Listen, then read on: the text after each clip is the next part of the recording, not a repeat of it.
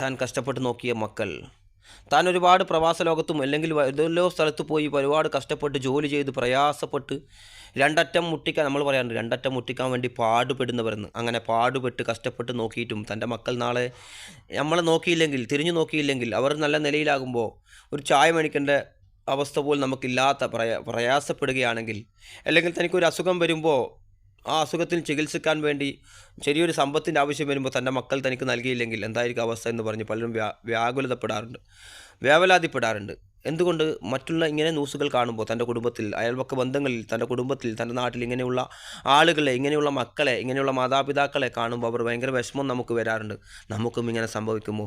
നമ്മൾ ഇത്ര കഷ്ടപ്പെട്ട് ഭാര്യയെ നോക്കിയിട്ട് മക്കളെ നോക്കിയിട്ട് നമുക്ക് നാളെ തിരിച്ചു കിട്ടുന്നത് പ്രയാസം മാത്രമായിരിക്കുമോ? നമ്മളിവർ നോക്കില്ലേ എന്ന ഒരു ആകുലത നമ്മുടെ ഓരോരുത്തരുടെയും, ചില ആളുകളുടെ ഉള്ളിലുണ്ട് എന്നത് യാഥാർത്ഥ്യമാണ് ഇങ്ങനെയുള്ള ന്യൂസുകൾ കാണുമ്പോൾ. അതുകൊണ്ടാണ് അവർ അധികമായി വേജാറും വെപ്രാളും ഉണ്ടാകുന്നത്. നമ്മളിവിടെ മനസ്സിലാക്കേണ്ടത് രണ്ട് പരമായ സത്യങ്ങൾ നമ്മൾ മനസ്സിലാക്കണം. ഒന്ന്, ചില മാതാപിതാക്കൾ പണ്ടൊക്കെ ആളുകളെ നോക്കിയത്, മക്കളെ നോക്കിയത് അടിച്ചും കുത്തിയും തൊഴിച്ചും വളരെ കർക്കശമായി, ഒരു പട്ടാള ചീട്ടുകൾ എന്നൊക്കെ നമ്മൾ പറയാറില്ല, അതുപോലെ നോക്കിയ ആളുകളുണ്ട് ചില മക്കൾ.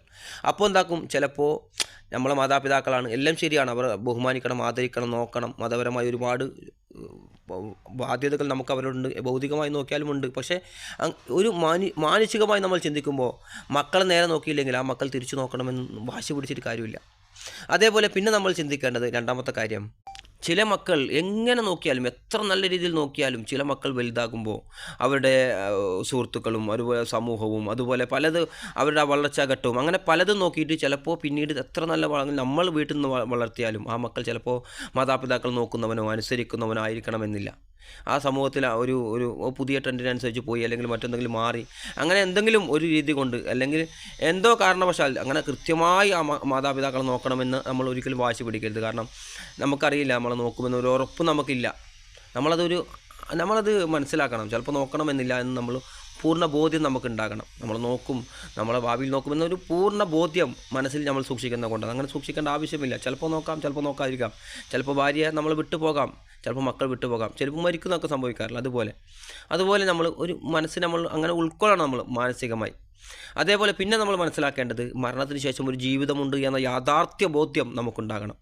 ഇവിടെ എത്ര കഷ്ടപ്പെട്ട് പ്രയാസപ്പെട്ടാലും നാളെ പരലോകത്ത് നമ്മൾ ചെയ്യുന്ന നന്മക്ക്, മക്കളെ നോക്കിയതിന്, ഭാര്യയെ നോക്കിയതിന്, കുടുംബത്തെ നോക്കിയതിന്, നന്മക്ക് പകരം നന്മയും തിന്മക്ക് പകരം തിന്മയും നമുക്ക് ലഭിക്കാനുണ്ട് എന്ന ഉത്തമ ബോധ്യം നമുക്കുണ്ടാകണം. ഈ രണ്ട് കാര്യങ്ങൾ നമ്മൾ ചിന്തിച്ചാൽ ടെൻഷനില്ലാതെ നമുക്ക് ജീവിക്കാൻ വേണ്ടി സാധിക്കും. ഇവിടുന്ന് ചെയ്യുന്നതിന് ഇവിടുന്ന് തന്നെ പൂർണ്ണമായി പ്രതിഫലം കിട്ടണമെന്ന് വാശി പിടിക്കരുത്. ഇവിടുന്നല്ല, നാളെ പരലോകത്ത് വെച്ചാണ് പൂർണ്ണമായ പ്രതിഫലം നൽകപ്പെടുന്നത് എന്ന് നമ്മൾ മനസ്സിലാക്കുക.